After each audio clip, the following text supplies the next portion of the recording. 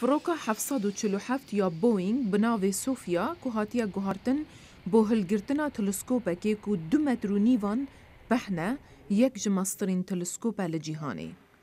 بشف 12,000 متران هندا و اقیانوس آرام دفره دیری عوران و روناهی عرده. زانا جوی بلنداهی بری تلسکوپ ددنا ناوندا هندک گالکسیان که دیار دکه کستیرکن بچیک لدور تونیلا رش دگرن.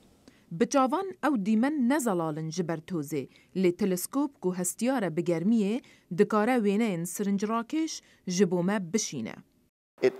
12 بلیون و 500 هزار سال پیوه چون حتی کوروناهی گهشته وی نقطه مدز به پیوانا وکری. تشتی سیر اوه که تو هزر بکی تویت فروکه که دا دگلوی تلسکوپا 2 متر و نیوی و بری خوب دیوی روناهی که 12 بلیون و 500 هزار ساله پریوه. جبلی هنده که باشترین کامیرا و لنز بکارتین لیوی تلسکوپی پیویز به 2 سیستمی سرکی هیا.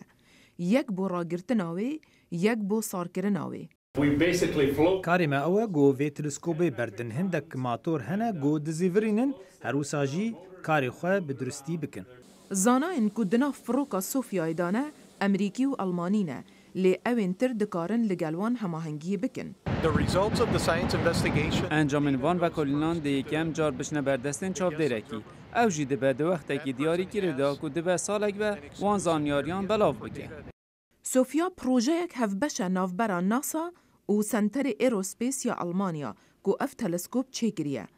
ددما که امریکا فروکه گوهارتیه که تلسکوپی بکته تیدا.